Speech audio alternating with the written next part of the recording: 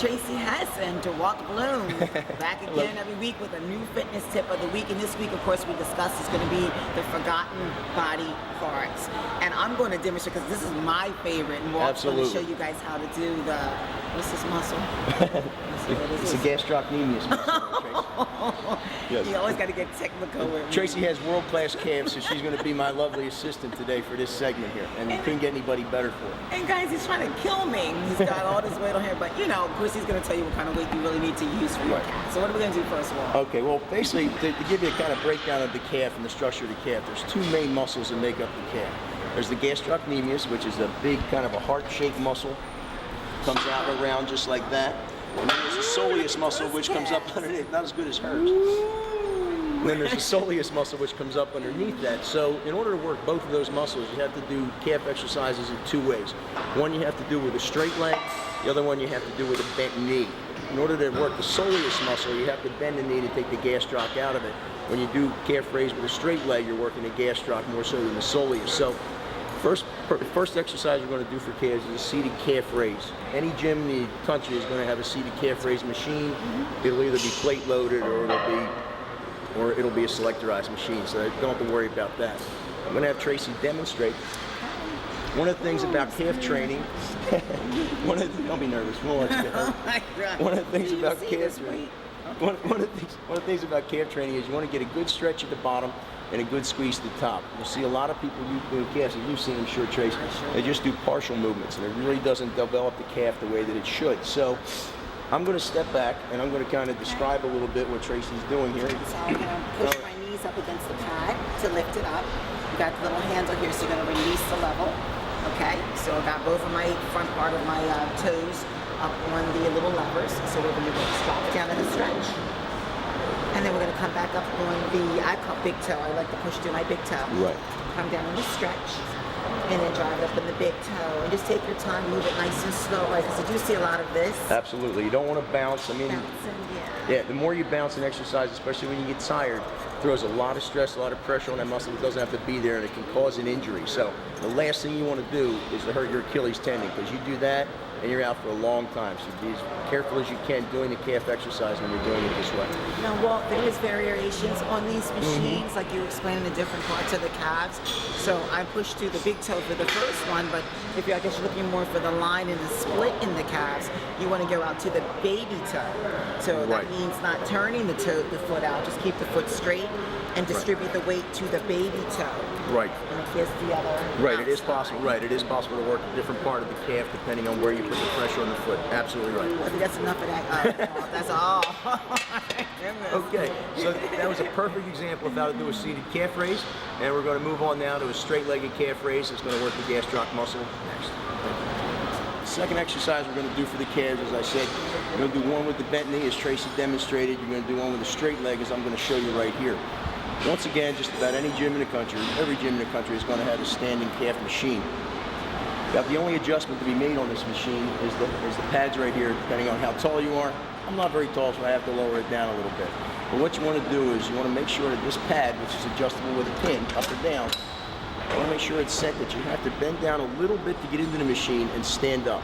You never want to have to totally hyperextend your legs, and you don't want to be so low that you have to do a half a squat to get up in there. So once you have the machine set to the right height and you've decided on the weight that you're going to use,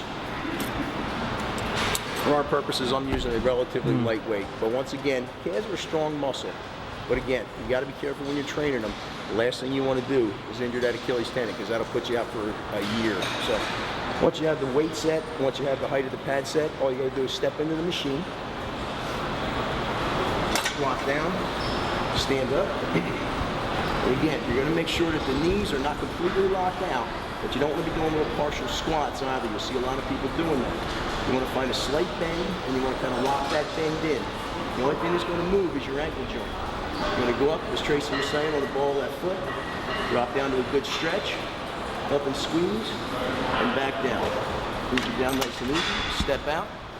And again, 3 to 4 sets. Calves, you can go a little bit higher rep-wise, about 15 to 20 reps. So once you start training your calves, you're going to do a seated exercise, a standing exercise like this, and that's a perfect calf workout. 4 sets of each, 5 sets of each, 8 to 10 sets, and that's all you need. Thanks again for tuning in. We're going to be talking about some other body parts soon. Thank you. Okay. As we stated, we're going to do a couple of the body parts that a lot of people tend to neglect when they're training. We've already shown how to do the calves. Now we're going to talk about the forearms. You get that in the gym sometimes. Now we're going to talk about how to train the forearms.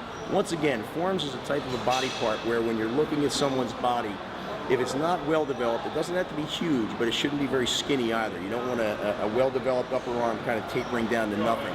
So if the forearm is well developed, it does give that appearance of a more complete physique.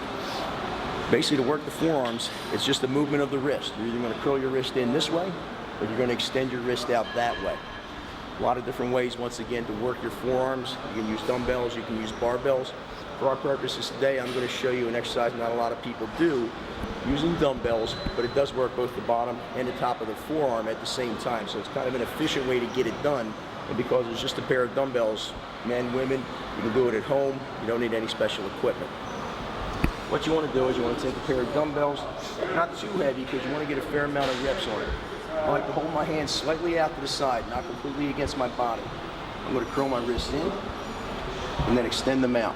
I'm going to curl in and out. In, out. Now, if you like to hold them in the front and do the same type of movement, that's okay as well. It all depends. Sometimes people's shoulders bother them a little bit, holding them to the side. You can bring them to the front, and it tends to not hurt as much as far as if you have a shoulder injury. So curl in, extend out, curl in, extend out. Now, one thing about calves and forearms is they're going to burn a lot. They burn a lot more than other muscle groups for whatever reason that might be, and Tracy can attest to that. So once again, just like calves with the forearms, you can go a higher rep set, 15 to 20 reps, maybe even a little bit higher.